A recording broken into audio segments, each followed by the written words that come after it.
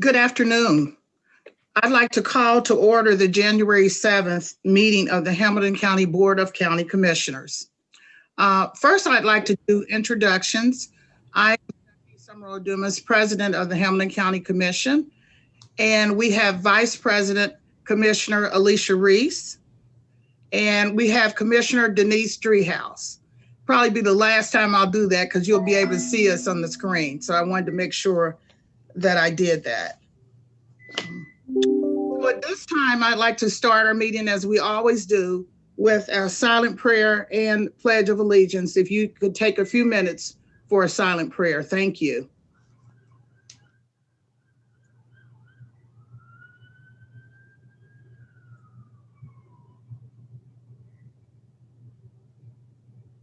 Thank you. I pledge allegiance to the flag of the United States of America and to the republic for which it stands, one nation, under God, indivisible, with liberty and justice for all. Thank you. At this time, I'd like to make a motion to approve the minutes of the previous session. Second. Commissioner Dumas, Commissioner Summer Yes. Dumas, Commissioner Yes. Commissioner Driehaus.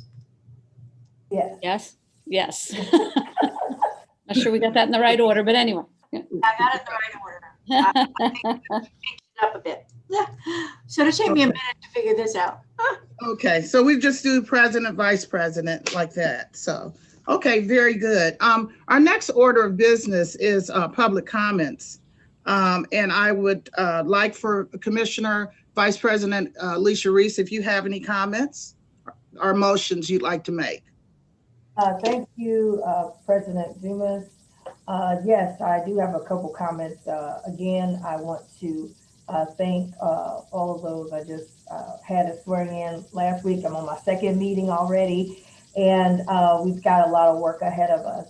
I look forward to working with both you and Commissioner Dumas on a lot of issues. Certainly January hitting and people getting hit very hard right now in terms of their jobs and COVID and small businesses. So we've got a lot of work ahead of us. Some of the things that I am very interested in working on and excited, and next week I look forward to bringing a resolution, is to lead a Hamilton County economic recovery task force. And so we'll be working this week to help put those pieces together, and certainly want input from both of you. But the task force will be tasked with two major things: what I call a right now program, where we will be able to help give people a break, create a portal that people can go to, one-stop place for all of the help that they may need. There are different entities that we have funded, some we have not funded, they're funding themselves. But one place, one Hamilton County, where people can go to and get the information they need for a lot of the help that is going to be available. The other thing we're going to be looking at is how do we give the taxpayer a break.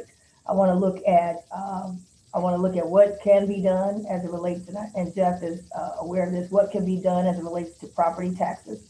People just got their property tax bill, it's going up, and people are saying how are you going to do that if they're some of them just getting back to work, some have not been to work. Unemployment is really high, and small businesses are certainly getting hit very, very hard. So the task force will be looking at ways in which we could do that, and if we have to go as a commission to be able to put something out to the governor, let's do that. So the task force will be tasked with that. Also looking at ways that they could get a break. I know the sewer bills, I've gotten calls already, and there are some things where our hands are tied, but we can reach out to the governor, who has the power to do executive orders today, to help with the taxpayers getting a break. So we're going to, our first thing is, what are the things that we can do to give the taxpayers a break that's going to get hit really hard January, February, March. And then on the long term, where do we see our county going as it relates to help that we can have. That would be, we've done some of it during the CARES Act, but how do we make some of those things more permanent so that we move our county forward as we move out of this cloud in the future. So looking to get your input. We'd like to get the resolution going next week. I'd like to get going, rolling up our sleeves so we can start providing some help in January, some help in February, so people can get some relief right now. So I'm looking forward to working on that. And moving forward with that, that's going to be one of my top priorities. While we're still trying to get moved in and get online and get moving, our email is working now. So I think we're getting moving in the right direction as we move forward. So thank you very much. Thank you. Commissioner Dreehouse, do you have any comments or motions? Just a comment related to yesterday and what happened in the nation's capital. You know, what should have been a very perfunctory event where we certified the President of the United States and the Electoral College votes turned into disruption, chaos in the nation's capital. And it was, you know, it's just hard to watch that kind of thing happen. And so I'm glad that members of Congress are safe. I'm glad their staffs remain safe. But I think we all need to be cognizant that that kind of behavior should not be tolerated. It's unlawful, and people should be held accountable for what they did in the nation's capital yesterday. Just a really disgusting display, I thought, and a disrespect of the institution and the process by which, you know, our democracy is founded. So just wanted to mention that. And also we had a passing last week of Jerry Harbison. She was a council member in Montgomery and a former mayor of Montgomery. And so I just wanted to note that she passed away and offer sympathies to her and her family and to the community of Montgomery. Thank you, Madam President. Thank you. And my comments are very short.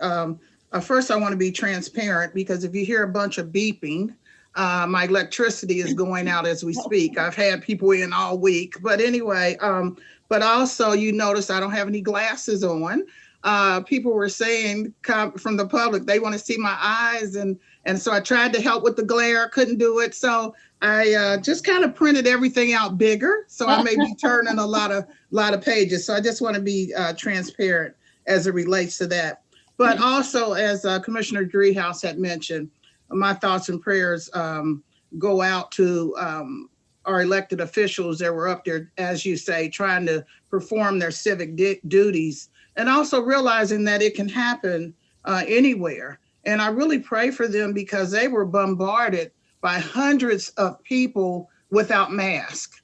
And so they were able to get out, but that whole environment was filled with those people. So we continue to, our thoughts and prayers be with those people, our government officials who unified themselves and were able to complete the task that they were given. So I just want to once again reiterate that. Also, I want to also give my sympathy to, we had our first homicide. So the family related to that victim in that process. I want to give my sympathy, and also the young lady that ended up dying with that incident in Washington, D.C., their family. I want to give my sympathy to them. And lastly, I would be remiss if I did not say today and acknowledge today would have been my mom's 85th birthday. She lived long enough to see me sworn in and lived for 3 months to watch me do my thing on the county commission. So I know she's watching over me now, but I could not go without acknowledging today would have been her birthday. And that will end my comments. Jeff Aludo, our administrator, I'd like to introduce you. Everybody knows Jeff. He's been here for a while. But Jeff, you have some comments, and I think you have a by leave. Yes, Madam President. So no comments specifically, but I do have a by leave, and it is in the updated agenda. So this relates, it's by leave number 1. It's the only by leave in your packet today. This is a resolution authorizing the county administrator to take all necessary steps to request emergency rental assistance funding available through the federal government's Consolidated Appropriations Act of 2021. Just a little bit of explanation. The new federal stimulus allocated between 24 and 25 billion for households unable to pay rent and utilities due to the COVID-19 pandemic. Those dollars are being made available directly to states. However, local governments with a population of greater than 200,000 are able to apply to be direct recipients of that funding. So procedurally, in order to access this funding directly, a community over 200,000 needs to notify the Department of Treasury that it wishes to be a direct allocation community, or else those funds will be redistributed to the state or through to other eligible communities. So we had initially heard out of DC that the deadline for notifying Treasury was going to be sometime later in January. But I think Treasury wants to move these dollars very quickly through their system and get them into the accounts of local government so they can be put to use quicker. So the deadline that we have is actually January 12th. We do the resolution I referenced enables me as county administrator to take all those appropriate steps to apply directly to the Department of Treasury to ensure we are a direct allocation community. So with that, the administration recommends approval. Happy to answer any questions. Thank you, Jeff. Are there any questions for Jeff?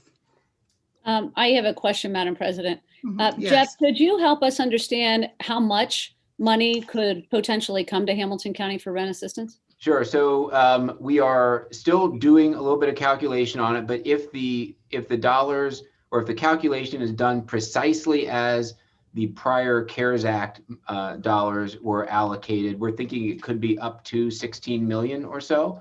So it is it's a good amount of money when you compare it to the CARES Act allocation that we made last year. It's certainly more than that.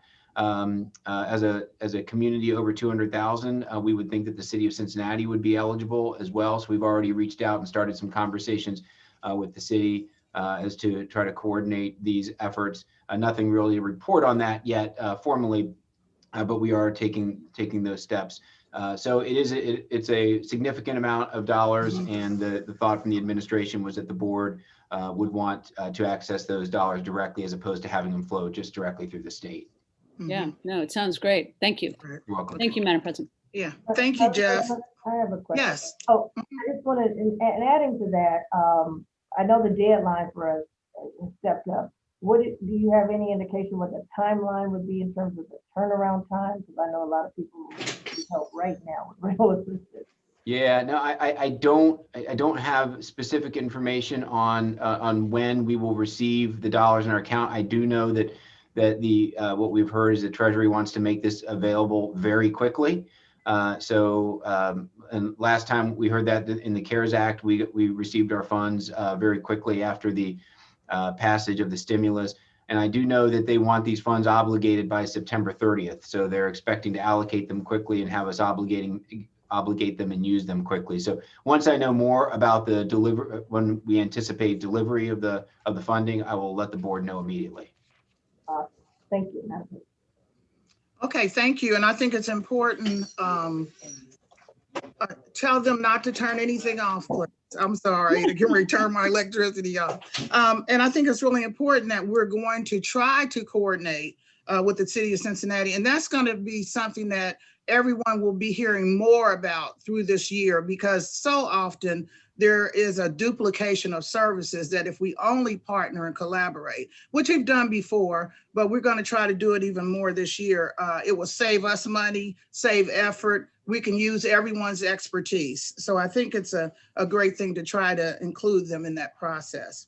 So I'm going to make a motion if there are no further comments or questions.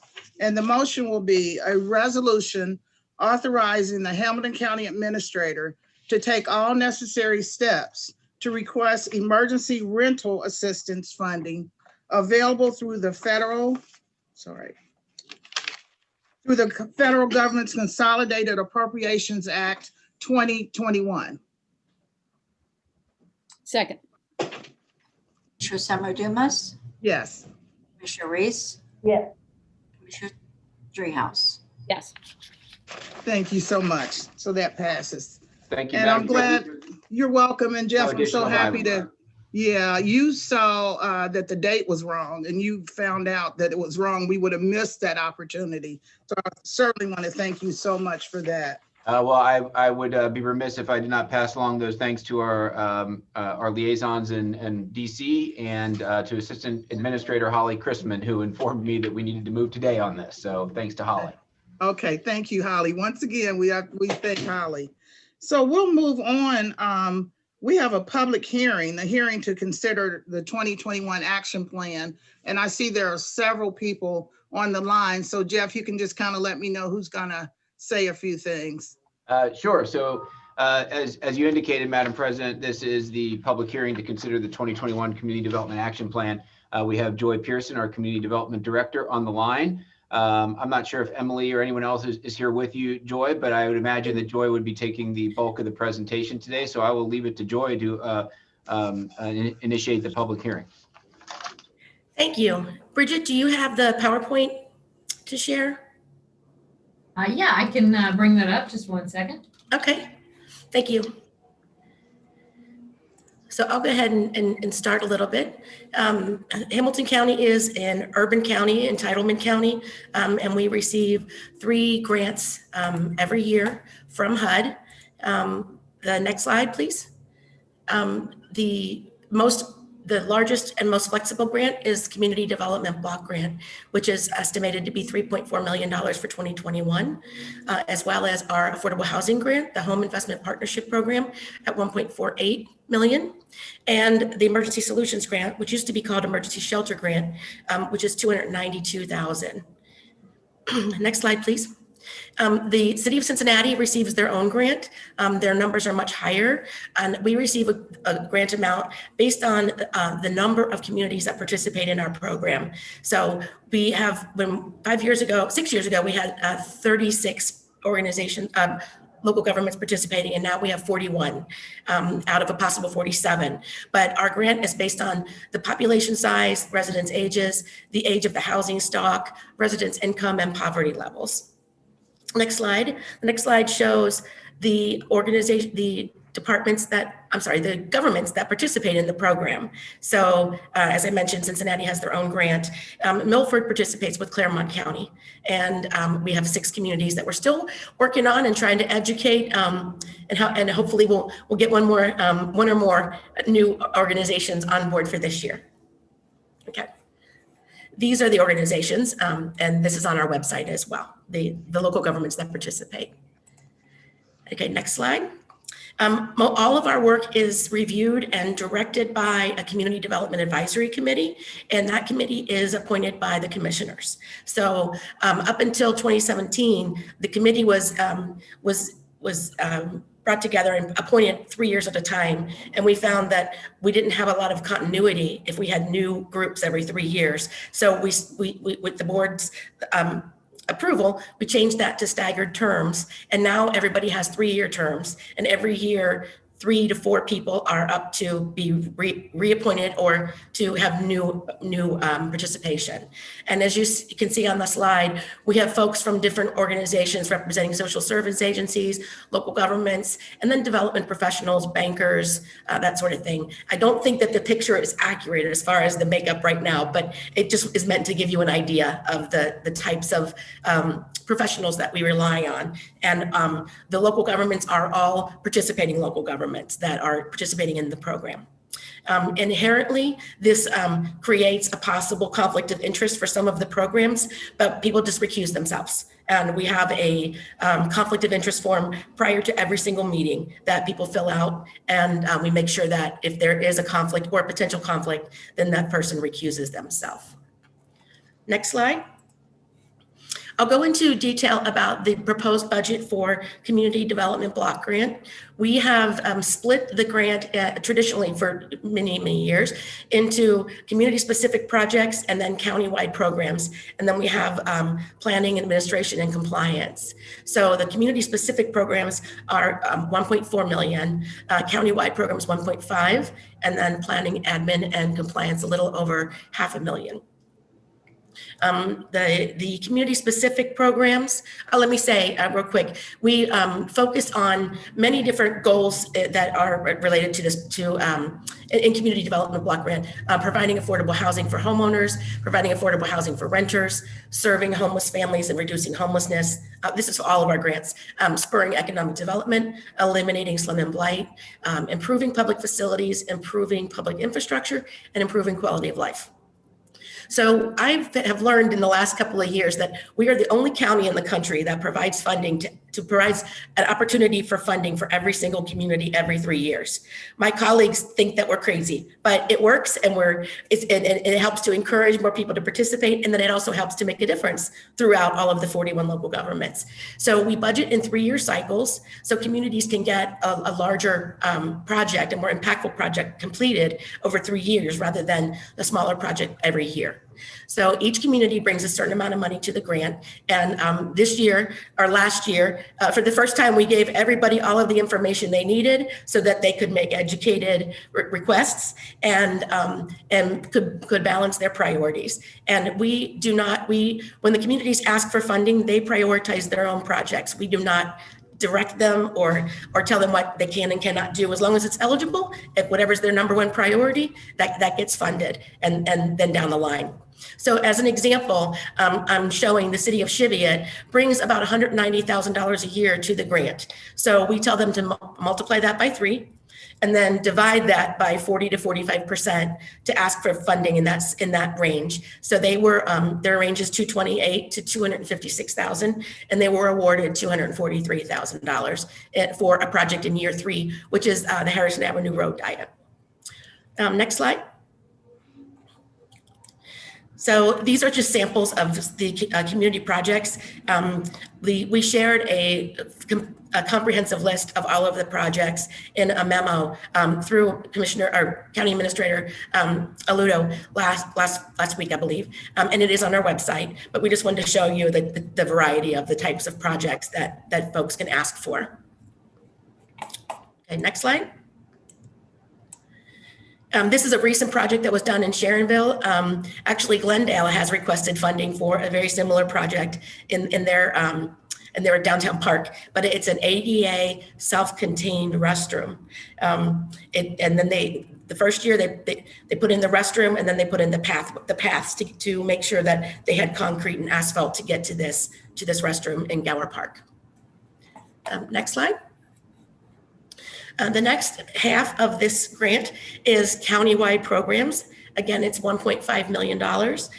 This includes an economic development contract with HCDC, fair housing services with Housing Opportunities Made Equal, as well as an opportunity for local governments to compete for mini grants for planning projects. They can receive up to $40,000.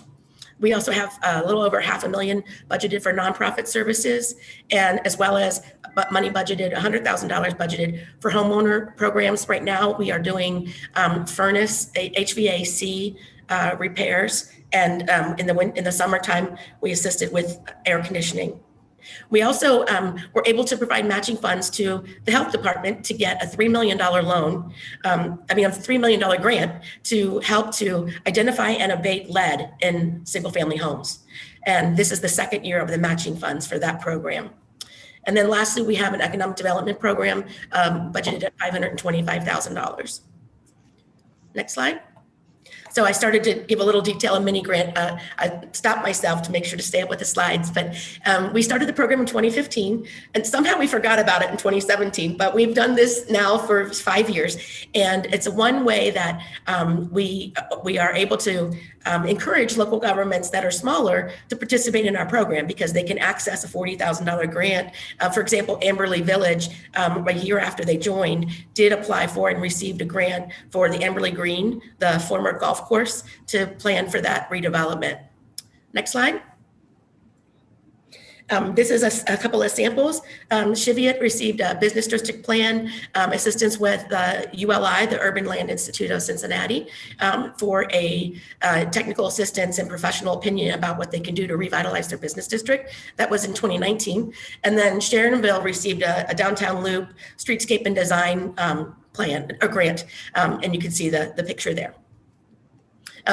So let me mention the mini grants we kick that off in March or April and award the grants in June in conjunction with, so it's the Community Development Advisory Committee reviews these, three people from Community Development Advisory Committee and the Regional Planning Commission. So we are building partnerships with RPC. The next project or next program, countywide program, is nonprofit services. We solicit applications in the spring, and contracts run from July 1st to June 30th. We pushed this back due to the delays in the congressional budget, so we know that we'll always be able to meet this time frame for awarding these funds. The minimum is $50,000. There is no maximum, and again, these are reviewed by the Community Development Advisory Committee. Next slide. We provided just a sample of the organizations that received funding in 2020. We had extra funding from the CDBG COVID funds. We added $500,000 to $700,000 that was already budgeted. We also have flexibility right now with the public services cap that has been waived due to COVID. So some of you may remember last spring when we had a little bit of extra funding in 2019 funds, when projects came in under budget, we allocated an extra $300,000 immediately in April and May to get more money out on the streets for rental assistance, and before we got our CARES Act money going and other programs. And then we had $1.2 million of nonprofit services between entitlement money and the COVID funding. So these are just samples. We've done, like I mentioned, rental assistance, access to the charitable pharmacy, senior legal services, and workforce development, entrepreneurial training. We can share a list of all of the funding that was provided in 2019 from 2019 funds and 2020 funds. I'll share that with you separately by email. Next slide. This is our Community and Economic Development Assistance Program. This was created in 2017 in conjunction with HCDC to provide up to $300,000 for projects, and it could be loans or grants with the most favorable term of 0% interest up to 5 years. And this provides additional program income coming back into the program. Right now we have $80,000 per year coming back into this program. Projects can revitalize community assets and remove blighted properties, promote economic development, and can promote place-based development as well. Next slide. We have an advisory committee, again, a partnership with HCDC and their economic development committee and several members of CDAC, and they review the applications, and then there are presentations by the communities to discuss their projects in more detail, and then recommendations are made to the county administrator. For all of these programs, we come to your staff meeting and make a presentation about what the recommendations are for the commissioners to be aware and ask any questions, etc. Next slide. Oh, okay, this is giving me the time frame. Sorry, I'm a little foggy today. I was up a little late last night, so as I'm sure a lot of us were. So we approve that we have pre-applications for this program because it's very intensive as far as the time commitment to, and we want to make sure we have very robust applications. So we do pre-applications in July, full applications in August and September, and then the advisory committee has the presentations and makes recommendations September, October. This is not set in stone, but that's what this year was a little strange with all of the different programs that we had. So we were maybe off a little bit, but we try to stay on the same sort of schedule year by year. Next slide.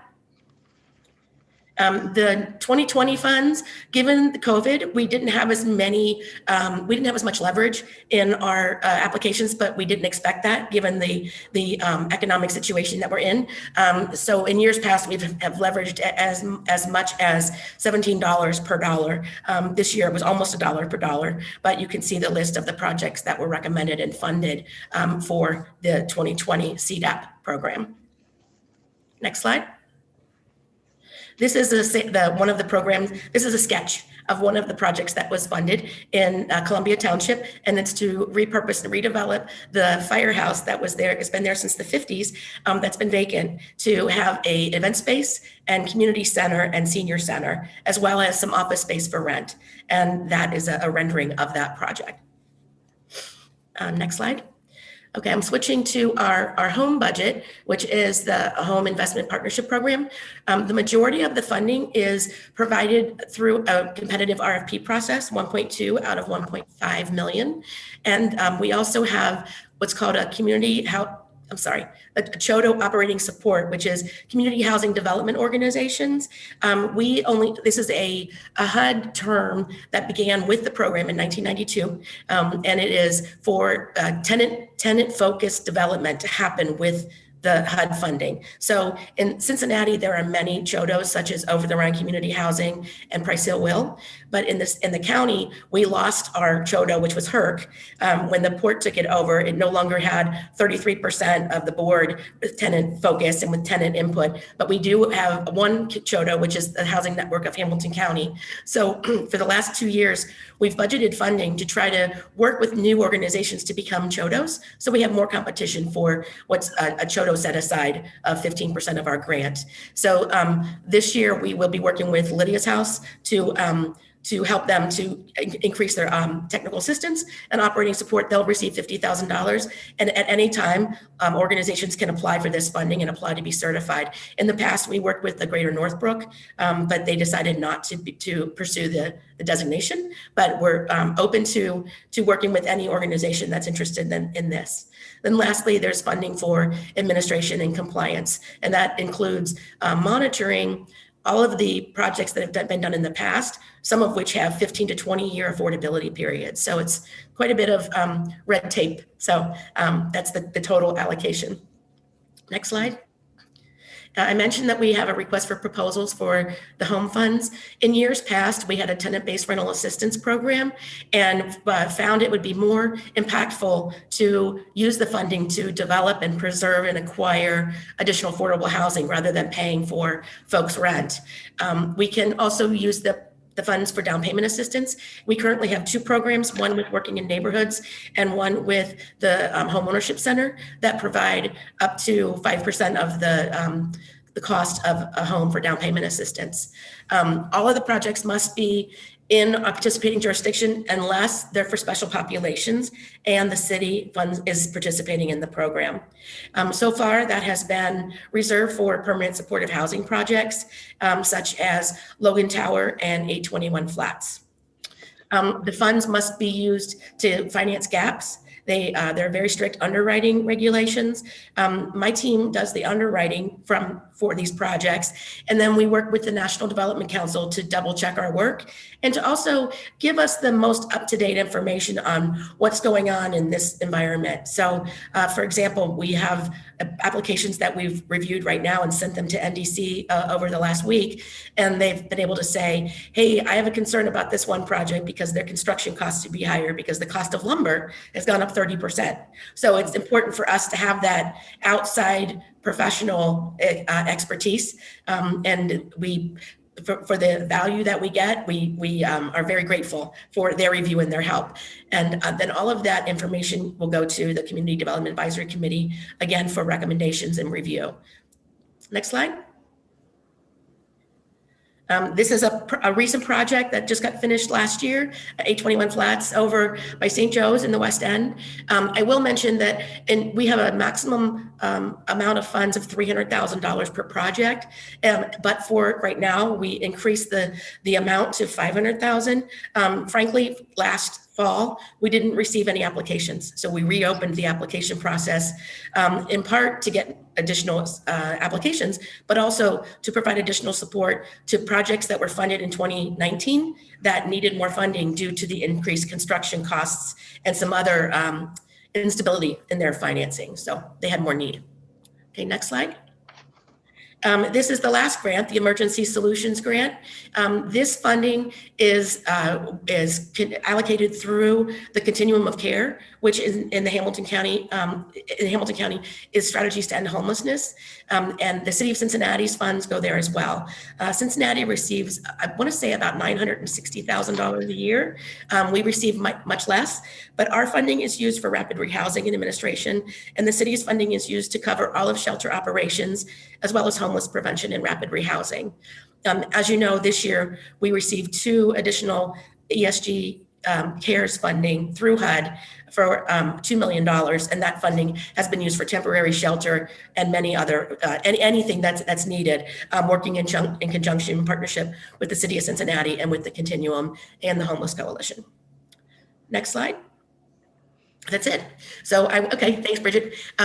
I will say that to date, we have shared the links to the action plan with all of our stakeholders, including the local governments that participate, the affordable housing advocates, the Center for Local Government, the First Suburbs Group, the Human Services Chamber. I'm sure I'm forgetting somebody, Strategies, the Homeless Coalition. And to date, we've received 1 email from the City of Norwood that was supportive of the plan and grateful for the projects that were budgeted and stating that they were looking forward to working with us. And we will share any and all feedback with you. We have today's public hearing and then one next week. And then the following week is when we're asking that the action plan be adopted. And of course, if there are changes that are requested by the commissioners based on that feedback or any other feedback, then or any concerns, then that will be done as well. So this is a draft. Okay, thank you, Joy. Sure. Very detailed report. I had seen it before, of course. And before we open it up for commissioners to have any comments, with your deference, if there's anyone on the line that would want to comment as it relates to this action plan. Do you see anybody, Jackie or Bridget? I don't know that I see anyone raising their hand. Okay. Do you, Bridget? I do not. It doesn't look like we have public comment at this time. Okay, thank you. So I will open it up for comment from commissioners. Vice President Alicia Reese, do you have any comments as it relates to the plan? Yes, thank you, Madam President. Seeing this is my first meeting as it relates to money and budget, bear with me, I'm trying to get how we do things here. But I do have some questions. First of all, Joy, great PowerPoint. I know there a lot of my questions, some are for me, some are for people that are watching to kind of understand the process. And you kind of went through it pretty quickly. So I just wanted to highlight one. You indicated, and tell me if I'm wrong, 41 communities in Hamilton County are participating. The City of Cincinnati would not be participating, right? Because they have their own CDBG, is that correct? Correct. Okay. And those who are participating have to agree that they are open to affordable housing. Is that accurate? Or? Actually, there's a cooperation agreement that among it, the things in it says that they must follow fair housing laws. So it's not that they have to. I guess yes and no. I mean, I guess I shouldn't be sounding like a lawyer, but it's not saying that they have to develop affordable housing. They just have to follow fair housing. So the way I explain it to communities is you have to follow fair housing regardless of whether you participate in this program or not. And there's a lot of misinformation that we're trying to help people realize they don't need to have low to moderate income areas to participate and to be benefiting from the community funds, the HUD funds. So that's something else that there's misconception that, for example, Indian Hill might say, we don't have any low to moderate income areas, we don't need this funding. But the truth is, if they participate, more money comes to Hamilton County, and then their residents can benefit, those folks that are seniors on unlimited income. For example, in Indian Hill, they have 10% of their residents are low to moderate income, and most of it is seniors. But if they participate, then they can benefit, those people can benefit from the services that we have with our nonprofits. Did that answer your question? Yeah, and currently they do not. Correct. Not in this. So 41 of our 49. We have We have 47 possible because the city of Cincinnati gets their own money and Milford goes to Claremont. So we have 47 possible and 41 out of the 47 participate. That's been an increase of 25% in our funding in the last 6 years. Okay. And then the model is based on what they, I guess their numbers, what they bring to the table is what they're eligible to get. Is that correct? Yeah, a portion of it, yes. Okay. And you ran through some areas, and I just want to, because as I was out, you know, you hear sometimes, oh, that no one does anything for us out here in the county, and I just wanted to make sure with this, this is an opportunity. I think people need to know, everybody from you had on here, Reading, Silverton, Springfield Township, Forest Park, North Bend, Rockland, Lincoln Heights, Gulf Manor, Dale High Township, Green Township, Springfield Township, Woodlawn, Wyoming, Anderson Township, Columbia Township. I may have missed some folks, Loveland, Newtown, they all, Springdale, in this plan, you've got Will and Sycamore Township, they all will get some funding. Right, anybody that requested the funding, which was, I wouldn't say all but 4 communities requested funding over the next, maybe 5. But yes, as long as they requested it and it was eligible, then they received funding. The reason I say that, because I know for you all been doing this for a while, so you kind of run through it, but when people are watching, I just want them to know, if you live in these areas, you are getting some funding. Addison's getting funding, Cleves, Colerain Township, Dale High Township, Elmwood's gonna get something, Green Hills. I wanted in this plan, there is funding that they would be receiving in this action plan. Yes, I forgot to mention that usually each community has 2 public hearings to educate the community about what's possible, and then the first hearing, and then to make to get feedback on the requests that they're going to make. But given COVID, they just had to have a public comment period. Many communities had a public hearing anyway and did that through Zoom because they wanted to keep their communication open and transparency open. But given COVID, HUD gave that waiver. But every community has to go through a process of public participation and transparency to let folks give suggestions and feedback. There was one area in here, if you could tell us, I was looking for, you showed that last year it had, there was a small business component for Black-owned business. I think Mortar was a part of that. Is that included in the new action plan this time? The nonprofit services funding can be, anybody can apply for that. So it can be workforce development, access to fresh food, et cetera. But it's not a specific set aside. It's part of the nonprofit services program.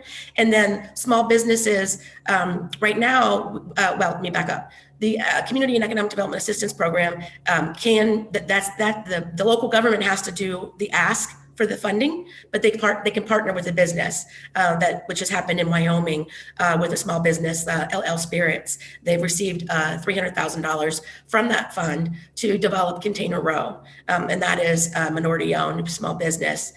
So there are several options for that allocating funding for that purpose.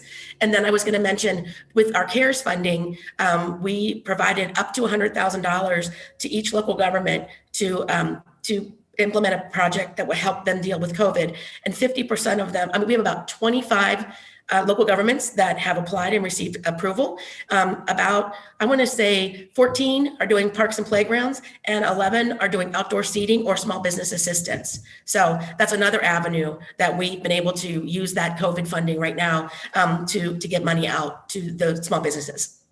Thank you. Thank you, Madam President and Commissioner Driehaus. I just wanted to indicate that I would have interest in a carve out of funds that could go to any municipality focused on neighborhood business, small business, or minority, African-American owned and women. They're going to get it, for rent assistance. January is usually the toughest year on a regular basis for a small business, let alone now with all of the other elements on top of it and all of the those who are open having to add plexiglass and other safety measures to be able to keep afloat.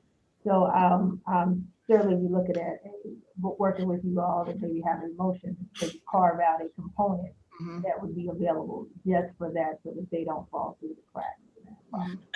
I will comment that the local governments are able to ask for funding for their business districts and their small businesses, which the Village of Silverton did for Streetscape through the CDOT program. And then also with the CARES funding, that was general CARES funding, the county provided assistance. I want to say it's $6 million for small businesses dealing with COVID. And our team was involved with HCDC getting that program up and running and moving forward with that. So just want to comment on that. No, that was great. I'm talking about now, 2021. I'd like for that to be not optional, but from a county, our perspective, saying that there's money. And maybe there's another pot of it, you have to look at it, but I want us to have an initiative that's available for 2021.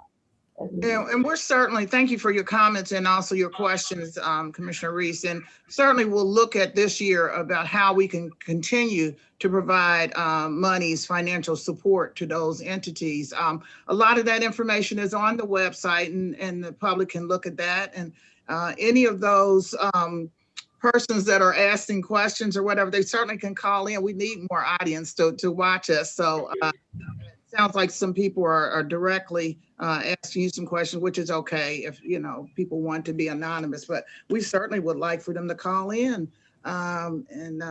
But also, as I was saying, I know Commissioner Driehaus and I, we advocated for mortar because in that process of giving out money, that minority business and we didn't feel like they had enough money allocated, and they were doing great things. So we were able to agree to increase that level of spending. So Commissioner Driehaus, do you have any comments?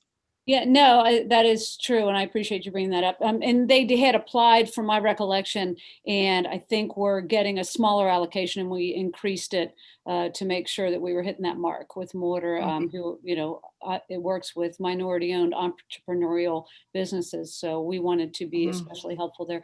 Joy, I've got a question for you related to the census. So you talked about the amount of money that the city gets and the amount of money that the county gets through these federal programs.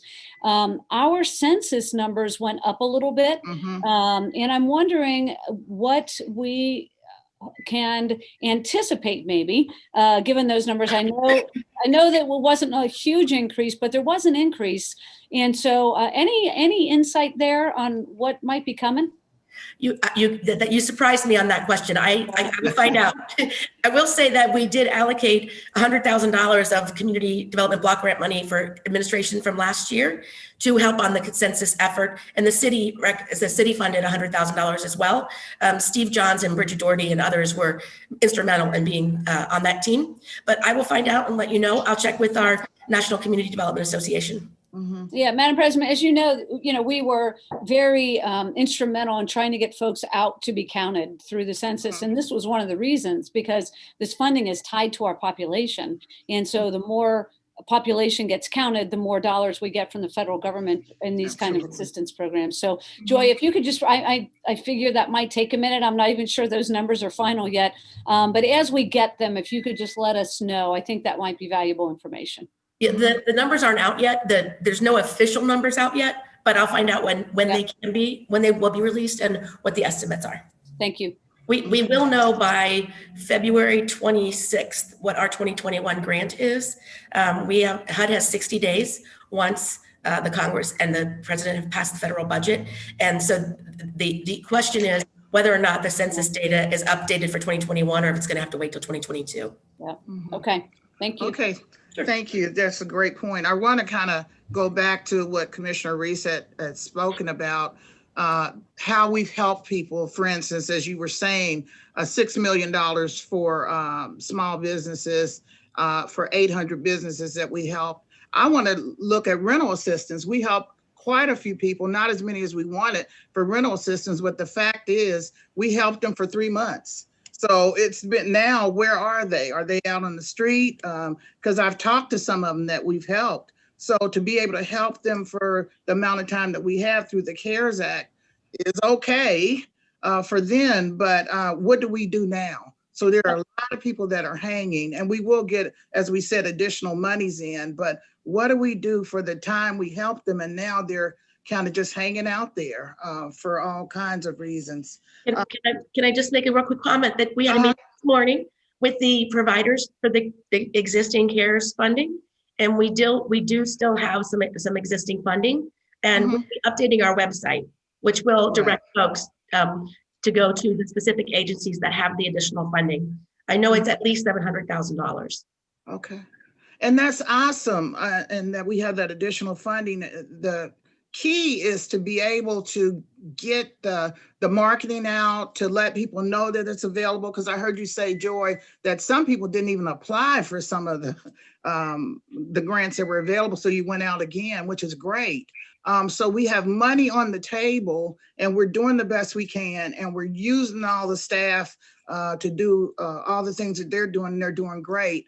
But how do we let people know that there's extra money available, and how do we get the human ability to have enough people to get it out? I know we partnered with other agencies to help us in those different areas, but are they capable of handling the increase of money, and do they need help? And I think that's something that Jeff and we talked, I think Commissioner Driehaus, our last meeting, about the human resources available to be able to get this money out and not send it back.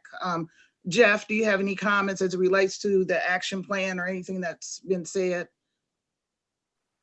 I'm sorry, Madam President. No direct comments on the action plan itself. But as we go through this hearing and into next, if there's any questions or priorities of the board, we'll work with Joy and her staff to make sure that we bring those back either through the public hearing process or at a staff meeting, et cetera, before we look for approval on the 21st, right, Joy?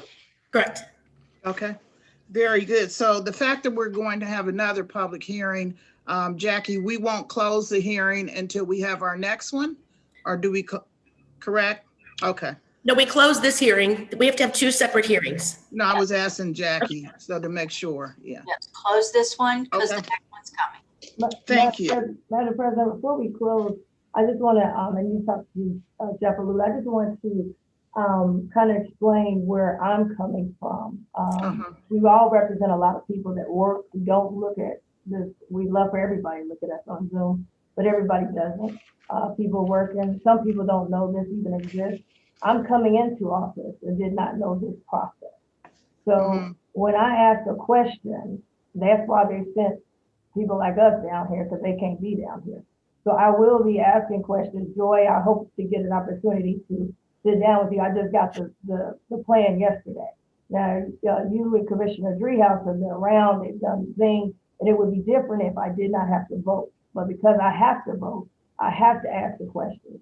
And there are some things that I want to make sure that we've done before. I'm not saying we didn't do a good job, did a great job getting this CARES Act money, what we did last year. But anything that I have to vote on going forward, I've got to see it, I've got to ask questions, and I may be asking questions who don't even know these things exist.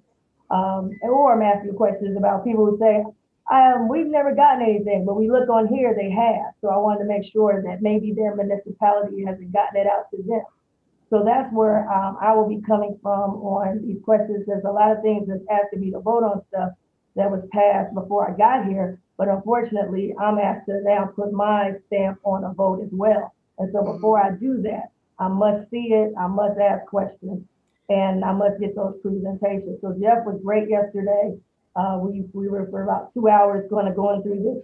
Joy, I look forward to sitting down with you. And as we move forward, what you did in the past, I'm not saying it was bad. I'm just saying as we move forward, I want to make sure that there is the part I just talked about included. And maybe those are some questions that Joy, you'll be able to answer. I think President Dumas had some good questions about the rental assistance because we're in January. Rent was due on the 1st. February, rent will be due. People are getting evicted, and so we want to make sure scared to be evicted. People are concerned about their homes because people are calling now, so you have to pay up. So I will be asking those questions. I look forward, Joyce, nothing that you've done incorrectly, it's just me understanding it. And if there will be things that I'd like to have included maybe that we, that can help people moving forward. But Jeff, I just wanted to comment that he did a great job. Madam President, Commissioner Dreehouse, yesterday we spent 2 hours going over this so that I had a clear understanding what the structure of this community block is. So thank you. And I'm happy to meet with you and your team. And we also can talk about the services provided by HCDC for small businesses, including SBA loans and technical assistance and the incubator. So we'll make sure to share information about the services they're providing as well. Yeah, thank you. And I'm familiar with that. And let me just make it clear too, I'm not trying to stifle anybody's ability to ask questions. We all ask questions because if we only needed one commissioner, and that's why the three of us are here to ask the questions that we don't understand. And also we don't have to vote on this action plan today. So I appreciate everyone who's getting clarity because we represent certain entities. We don't all represent the same people. At the same time, I'm thinking about sunshine law issues and getting calls in on phones. I don't know how good that is. Maybe they could contact you maybe before or after the meeting, because I know with the sunshine law, there's some issues with being on the phone during a meeting. So you can check that out yourself. I know Michael Friedman, our lawyer, is on the line. We don't have to ask him directly. But I don't understand what you're talking about being on the phone. well, I'm saying that my questions are out in the open. Not a phone. no, I excuse didn't me. understand the question. You said being. Well, on I the thought I phone. saw you on your phone, and I thought messages were coming in on your phone. So No, these are my questions, and I'm asking them in the open because we can't meet privately. So these are out in the open questions, and I was just explaining that I will have questions before moving forward on voting. okay, so I thought I heard you say that questions were coming in. So excuse me. Oh, no. As I was, Okay. when I was campaigning, I had a lot of questions throughout the whole county. Okay. And these are questions that I'm bringing forward. So I want to make sure. Okay. So the bottom line for me is, as president, to run the meeting, conduct the meeting, have the agendas ready. And of course, whatever question either one of you have is certainly fine. I want us to do that because we represent everybody. So, and would not want myself, you or Commissioner Dreehouse to vote on anything that we don't feel comfortable with. So that's the bottom line. So. Thank you, Madam President. Okay, thank you. All righty, so I will make a motion to close the public hearing. Second? Commissioner Summer Dumas, Yes, Commissioner Reese, Yes, Commissioner Dreehouse. Yes. thank you. Okay, we have one agenda item today. I believe Eric Beck is on the line, is on the screen. There he is. For our first agenda item, Eric, you want to talk about what that is? Sure, thank you. Good afternoon, everybody. This resolution is a resolution authorizing a joint agreement between Hamilton County and the Southwest Local School District for the acquisition of right-of-way and easements and the construction and maintenance of improvements to New Haven Road in Crosby Township. The dollar amount is $6,500 for the right-of-way and easements, and estimated at $414,897 for construction. Southwest Local Schools is going to be replacing Crosby Elementary, and that is requiring a turn lane being added to New Haven Road. This allows the engineer's office to accept the money from the school district. It will be fully funded by the school district. The county engineer's office will administer the construction and then maintain the improvements once they are completed. Be glad to answer any questions. Okay, thank you. Are there any questions from the commission, Vice President Reese? just had one clarification. The construction of 414,897, that's gonna be, that's not what we are paying, that's what it costs. And then we'll. That's correct. That is the estimated cost for the roadway improvements that the school district will be funding. Thank you. Okay, Commissioner Dreehouse, No questions. no questions? Okay, I'll call the question on resolution. I'd make a motion, resolution authorizing a joint agreement between Hamilton County and Southwest Local School District for the acquisition of right-of-way easement and the construction and maintenance of improvements to New Haven Road, Hamilton County, Ohio, project number 502014. Second. Commissioner Summer Dumas, Yes. Commissioner Reese, Yes, Commissioner Dreehouse. Yes. Yes. Okay. Thank you. You have in front of you, next order of business, we have some consent agenda items, items 2 through 13. Are there any comments or questions as it relates to our consent agenda items? yes. Yes, Madam President. One second. Yes. So this, item number 4 Mhm. is item number 4 is a resolution for approving $56,558,195. It's presented as a package resolution.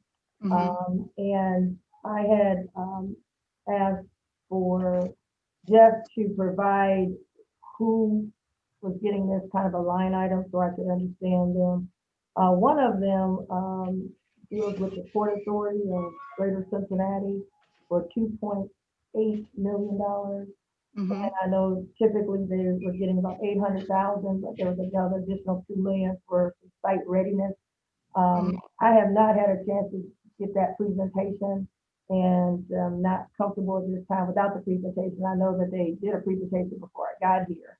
But now I have to vote on it. So I was just asking if we could approve what we have given in the past, but take out the 2 million and maybe hold that till I get a chance to get the presentation that I think Jeff is setting up with the port, so I can understand what they are going to be doing with the site ready.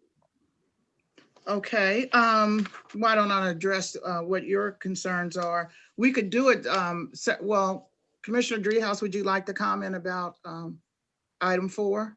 Yeah, happy to support that. Wondering if we could get a time certain then after the meeting for Commissioner Reese to, this is site readiness. This is something that we've been very keen on doing to try to provide for sites when businesses come to our community and would like to set up shop here to make sure that we are ready to do that. You know, we have the land available. So I'm happy to hold it until more information is being provided, but hope that that can then come forward after that meeting at some point, certain, maybe in a couple weeks or a few weeks, you know, whatever that time frame looks like.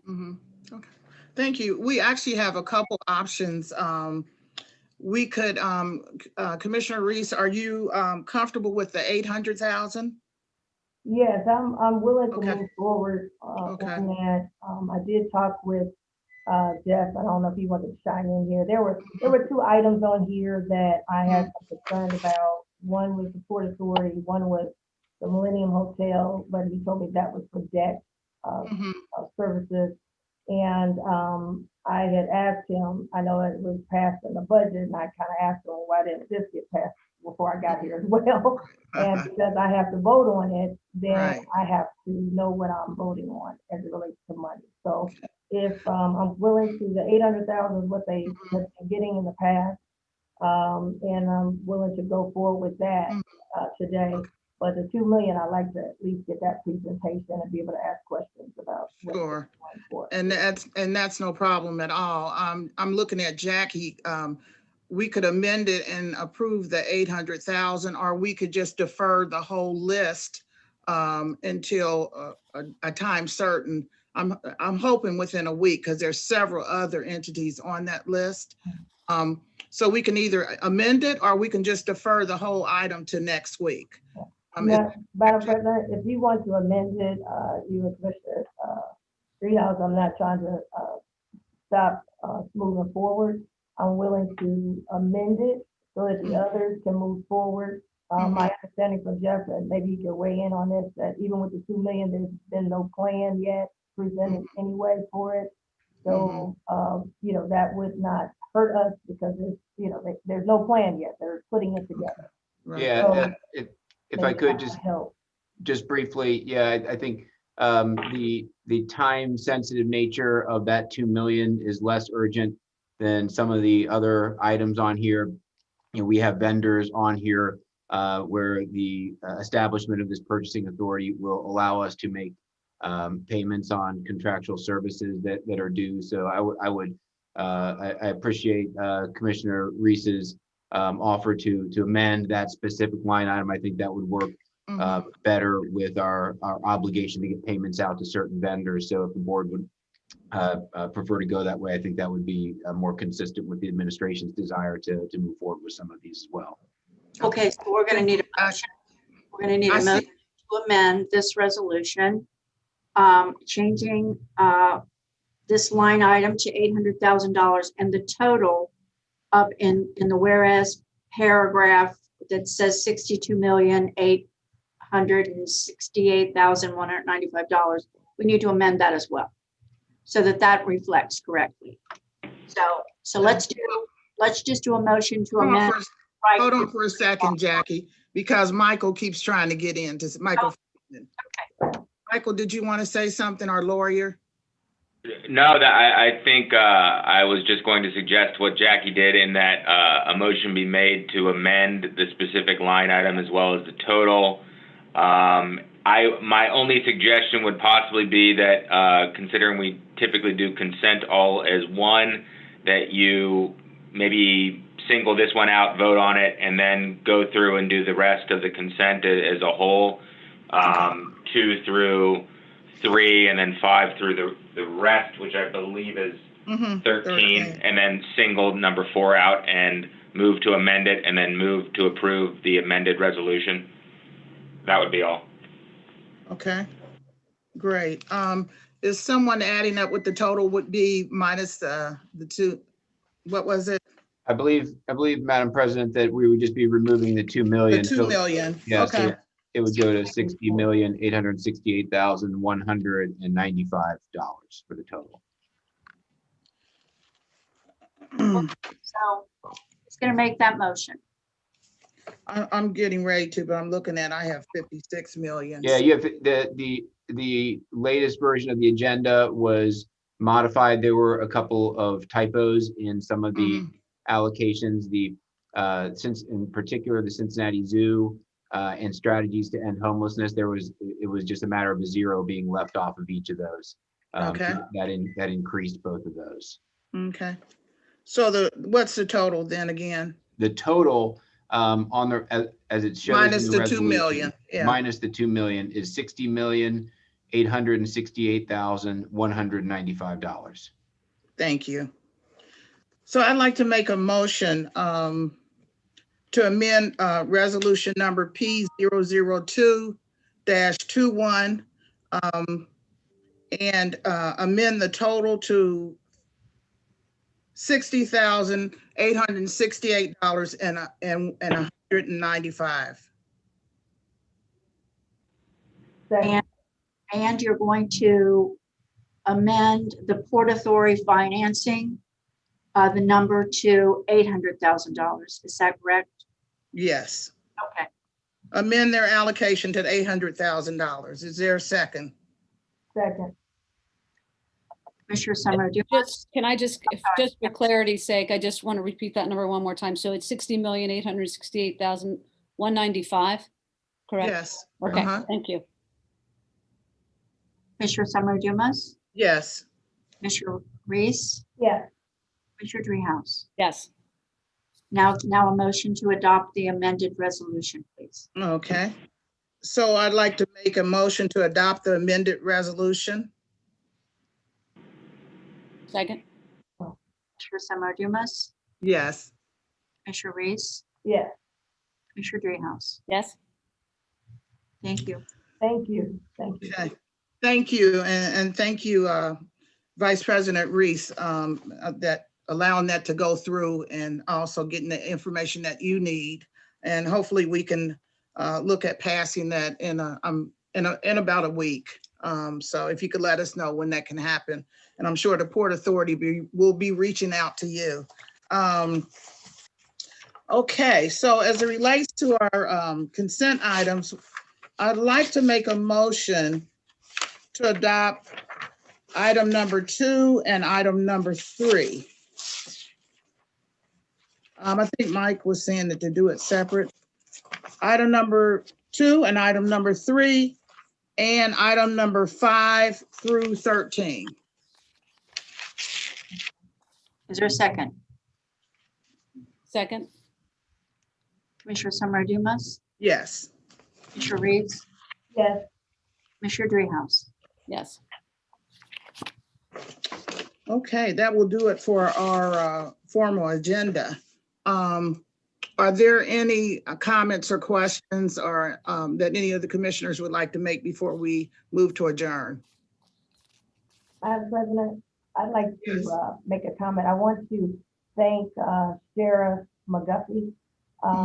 Reached out to her after what we saw last night, both you and Commissioner Dreehouse talked about in the beginning of our meeting regarding the assault and the attack on our democracy yesterday.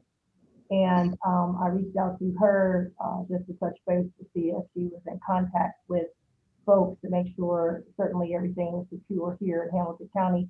I want to thank her because she had ear was on the ground, had met with her staff and had been in contact, I believe, both with state and federal folks. So I do want to acknowledge Sheriff McGuffey and thank her for that. And I want to also join with both of you to pray for our country.